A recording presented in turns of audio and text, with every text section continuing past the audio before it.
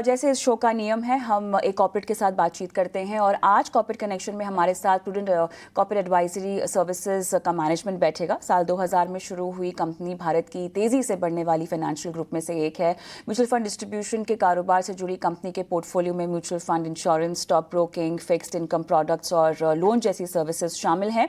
और आज corporate connection में हमारे साथ प्रूडेंट कॉर्पोरेट एडवाइजरी सर्विसेज के संजय शाह जुड़ गए हैं और उनसे जानेंगे कि बाजार में उठापटक के बीच रिटेल सेंटिमेंट्स कैसा है। मंथली एसआईपी बुक की बात करें, एयूएम को लेकर क्या स्ट्रैटेजी टारगेट की जा रही है, म्यूचुअल फंड एसआईपी फ्लो को लेकर क्या स्थिति है, नए ग्राहकों की संख्या में आखिर कितनी बढ़ोतरी हो रही है, साथ ही म्यूचुअल फंड इंडस्ट्री को बजट से आखिर क्या उम्मीदें हैं। तो संजय, आपका बहुत बहुत स्वागत है हमारी इस बेहद खास पेशकश में।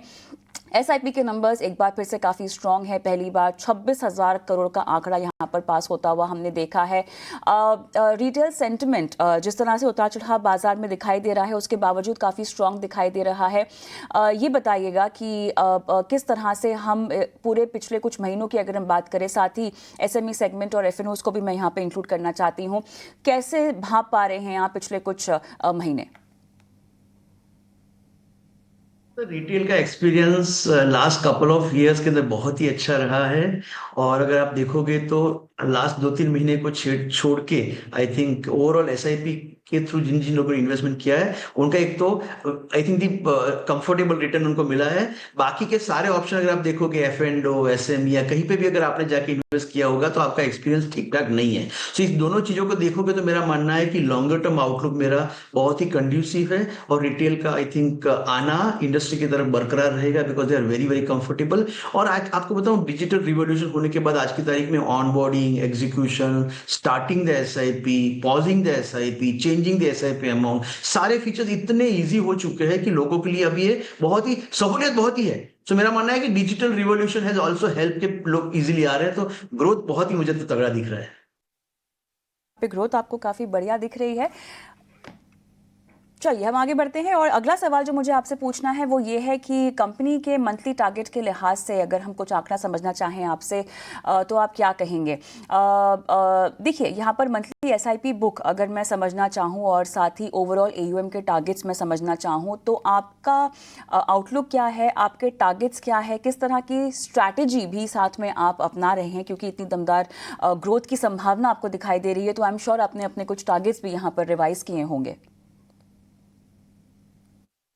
सर, इंडस्ट्री ने पूरी कैरियर में जितनी मेहनत करी थी, हम अगर आप नंबर आपको बताऊं तो दिसंबर 2023 के अंदर इंडस्ट्री की बुक थी एसआईपी की 17,000 करोड़ रुपया। आज मैं जब आपसे बात कर रहा हूं दिसंबर के अंदर वो नंबर आया 26,000 करोड़ रुपया। तो लास्ट एक साल के अंदर रिटेल इन्वेस्टर ने 50% पैसा ज्यादा दिया है, जो दिसंबर 23 की बुक से 23-24 की बुक की मैं बात करूं तो अगर मैं यही 8,000 करोड़ को एक्स्ट्रापोलेट करूं, जो मुझे लगता है बहुत ज्यादा एक्सपेक्टेशन मेरा नहीं है, तो 8,000 करोड़ को अगर आने वाले 3 साल के अंदर मेरा मानना है जो अभी हम 26,000 करोड़ के ऊपर बैठे आराम से हम 50,000 करोड़ की तरफ जा सकते हैं। आई थिंक हम इंडिया की रिटेल को बहुत स्ट्रांगली रिप्रेजेंट करते हैं सर। तो हमारा इंटरनल टारगेट ये रहा था कि इस साल के अंदर हम लोग 1,000 करोड़ की एसआईपी बुक को क्रॉस करें। मैं जब आपसे बात कर रहा हूं मैं करीबन 935 करोड़ के आजू बाजू हूँ। हमने लास्ट एक साल के अंदर करीबन 250 करोड़ की सिप बुक ऐड करी है। तो अगर मेरा खुद का एक्सपेक्टेशन ये है कि अगर आने वाले 3 साल के अंदर मैं 700-800 करोड़ को ऐड कर पाऊं तो मैं भी मानता हूं हम भी 1,800-2,000 करोड़ की रेंज में पहुंच पाएंगे आने वाले 3 साल के अंदर। स्पेसिफिकली सिप बुक की मैं बात करता हूं। बिल्कुल संजय, थोड़ा सा इंश्योरेंस की ओर भी हम अब अपना रुझान लेके जाएंगे, लेकिन उससे पहले क्योंकि हम म्यूचुअल फंड्स की बातचीत कर रहे हैं और ऐसे में क्योंकि आप एक प्रतिनिधि भी हैं, देश के लीडिंग डिस्ट्रीब्यूटर्स में से आपका नाम है, तो ओवरऑल इंडस्ट्री के लिहाज से भी आपकी क्या डिमांड रह सकती है वित्त मंत्री साहिबा से अब की बार बजट में? सर, आप सही कह रहे हैं, बजट बहुत जल्दी आएगा। तो मेरा मानना है कि बिकॉज समझिए हमारा ये रिटेल देश है, राइट। आई थिंक इतना बड़ा पॉपुलेशन है और अगर हमें सब लोगों को फाइनेंशियल इंक्लूजन की तरफ लाना है और उनको हमारी इकोनॉमी के ग्रोथ का, हमारे एंटरप्रेन्योरल ग्रोथ का अगर उनको हिस्सेदार बनाना है तो उनको कहीं ना कहीं इक्विटी कल्चर की तरफ लाना पड़ेगा। तो उसके लिए मैं I think I wish government एक उदाहरण ले यूएस का, जहां पर कुछ साल पहले 1980s के अंदर गवर्नमेंट ने वहां पर 401 के करके एक प्लान इंट्रोड्यूस किया था, जहां पर आप आपका पैसा आज लगाओगे जो आपको टैक्स में बाद में मिलेगा और आपको रिटायरमेंट के अंदर आपको वापस लोगे। तो बहुत ही लंबे दौर के लिए, बहुत ही लंबे टाइम के लिए एक लॉन्ग टर्म सेविंग का कल्चर क्रिएट होगा। तो मेरा मानना है 401 के जैसा कोई प्लान अगर लाया जाता है तो आपको भर भर के रिटेल का पैसा मिलेगा, एचएनआई का पैसा मिलेगा। So that is I am saying you आपको इक्विटी की तरफ से। दूसरा सर, लास्ट ईयर के बजट के अंदर डेट के अंदर कुछ चेंजेस ऐसे आए थे जिसकी वजह से डेट का अट्रैक्शन टैक्सेशन के पॉइंट ऑफ व्यू से खत्म हो गया है। बिल्कुल तो संजय, हमारा बहुत ही स्ट्रांग एक्सपेक्टेशन और डिमांड भी है कि एब्सोल्युटली, ये काफी जो दमदार यहाँ पर आपको भरोसा दिखाई दे रहा है। एक छोटा सवाल मैं इंश्योरेंस बिजनेस पर पूछना चाहती हूँ। ग्रोथ 44% सीएजीआर यहाँ पर दिखाई दी है 22 से लेकर 24 तक में, अगर वित्त वर्ष की बात करें। यहाँ पर ब्रोकिंग बिजनेस ने भी काफी अच्छा खासा रेवेन्यू कंट्रीब्यूशन लगभग 17% के आसपास का हमने आता हुआ देखा है। अब यही प्रोडक्ट मिक्स आगे कितना बढ़ेगा, ये बताइए।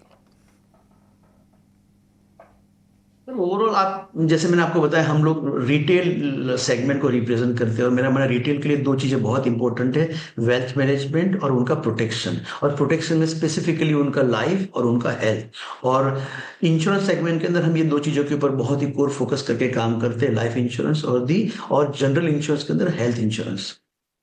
ओवरऑल नंबर की मैं बात करूं तो म्यूचुअल फंड में हमारे साथ करीबन आज की तारीख में 32,000 लोग इंडस्ट्री के जुड़े हुए जो हमारे साथ मिलकर म्यूचुअल फंड डिस्ट्रीब्यूशन का काम करते हैं।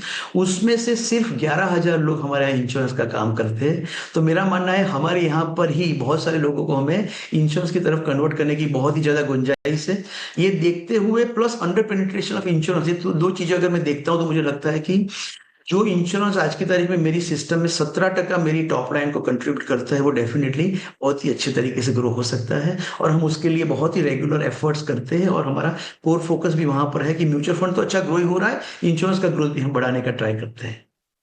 बिल्कुल संजय, बहुत अच्छा लगता है जब भी आपसे बातचीत होती है। धन्यवाद आपका, फिलहाल समय निकाला और दर्शकों का मार्गदर्शन किया। नतीजे आए टीसीएस के और जिस तरह से अनुमान यहाँ पर सारे ब्रोकरेज हाउसेस ने भी पेश किया है, एक तेजी का मोमेंटम पूरे पैक में दिखाई दे रहा है। क्या सलाह होगी? डेफिनेटली काफी इंकरेजिंग कमेंट्री रही थी टीसीएस की ओर से कल एनालिस्ट कॉल में, जहां उन्होंने कहा कि डिस्क्रिशनरी स्पेंड को लेकर कहीं ना कहीं वो रिवाइवल एक्सपेक्ट कर रहे हैं। Demand environment is much better compare to 6 month back. और एट द सेम टाइम जिस तरह से टीसीएस ने गाइड किया है कि जो मार्जिन एक्सपेंशन है उसका भी स्कोप है FY 26 में बीएसएनएल की जो ऑर्डर है उसके टेपर डाउन होने से। तो मुझे लगता है कि ओवरऑल आईटी सेक्टर में पॉजिटिविटी तो डेफिनेटली आई है। और अगर मुझे यहाँ कोई सेक्टर पर ध्यान देना होगा या कोई कंपनी पर ध्यान देना होगा तो मुझे लगता है कि बीएफएसआई एज अ सेक्टर जो है क्लियर कट विनर इमर्ज होके आया है टीसीएस के नतीजों से। तो अल्टीमेटली मुझे लगता है कि जो छोटी कंपनीज हैं जैसे फर्स्ट सोर्स लिमिटेड, जो प्रीडोमिनेंटली जहां हम देख रहे हैं कि ग्रोथ भी 12 से 15% की आ रही है because of organic as well as inorganic, या फॉर दैट मैटर कोफोर्ज हो गया जहां हम देख रहे हैं कि एक्विजिशन के बाद वहां कहीं ना कहीं एक सिनर्जी बनते नजर आएगी। तो मुझे लगता है कि जो मिड साइज आईटी कंपनीज हैं जहां ग्रोथ 10% के ऊपर की है, ऐसे आईटी सेक्टर में थोड़ा सा आउट परफॉर्मेंस देखने मिलेगा। Coming to the large cap IT company, I think HCL Tech and Infosys के नतीजे में डेफिनेटली ट्रैक करना चाहूंगा, जहां एक उम्मीद है कि एक माइनर गाइडेंस का जो अपग्रेडेशन है हम देख सकते हैं इन्फोसिस और एचसीएल टेक की ओर से आते हुए। ऑलराइट सनी, आपने अपना समय दिया और तमाम मुद्दों पर अपनी राय रखी, दर्शकों का मार्गदर्शन किया। बहुत बहुत धन्यवाद आपका। कॉर्पोरेट